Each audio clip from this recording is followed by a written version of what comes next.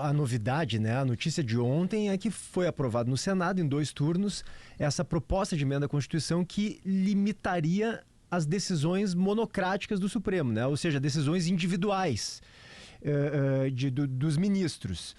Decisões essas, né, Felipe, que anulariam, Kelly, ou suspenderiam leis, né, aprovadas, sancionadas pelos presidentes. Então, assim, o presidente sanciona uma lei, aí por decisão monocrática o ministro suspende. Não pode mais. Quer dizer, foi aprovado no Supremo, no Senado em 2 turnos, agora tem que passar pela Câmara. Então limita esse poder monocrático, né, de decisões individuais dos ministros do Supremo.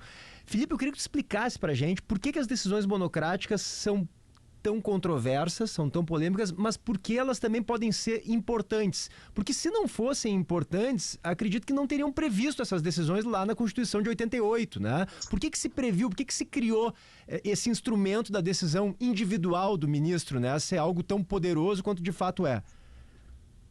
Pois é, e aí nós temos um problema. E aí eu boto um pouquinho de farinha nessa história. A lei que regulamentou as ações diretas de inconstitucionalidade, portanto, as ações que servem para isso, né, para declarar uma lei aprovada pelo Congresso Nacional inconstitucional, as leis já previam que as liminares monocráticas não poderiam ser dadas. A própria lei já fazia isso. E o problema é que o Supremo meio que ignorava essa lei, ignorava essa regra. E passaram os ministros a dar liminar monocrática individual também nas ações diretas de inconstitucionalidade a despeito da lei. Então, o que o Senado faz agora é reforçar o que já estava previsto em lei e, veja, não gerava insatisfação só na política, gerava insatisfação dentro do Supremo. Eu me lembro muito bem de um ministro Gilmar Mendes, que foi um dos redatores dessa lei, inclusive quando ele estava no governo, no executivo.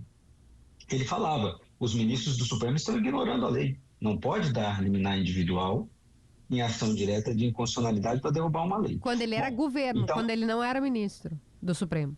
Ele resistiu muito e dentro do Supremo reclamou muito disso, de que ministros estavam descumprindo o que previsto em lei.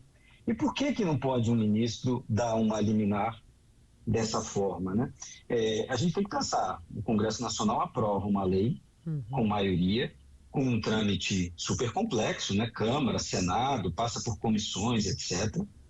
E toma uma decisão, um poder tomou uma decisão. Por que e que legitimidade teria um ministro solitariamente para suspender a eficácia dessa norma, dessa lei, e o que aconteceu em várias ocasiões, nem submeter essa decisão ao plenário? Acabava sendo um poder muito forte e individual, um poder na mão de uma pessoa só. E isso gerava uma insatisfação, e eu repito isso, enfatizo, que não era só desse Senado, era uma insatisfação que vinha da academia, por exemplo, os professores de direito constitucional sempre criticavam isso, nós na imprensa sempre criticamos, os parlamentares e próprios ministros. Então, esse era um problema que estava colocado à mesa e que precisava ser resolvido, e o Supremo começou a resolvê-lo, sim. Mas, então, para dizer o seguinte, existe uma razão para essa proposta. A gente não pode negar que não exista. Agora, que ela tem outros interesses, aí ela pode ter.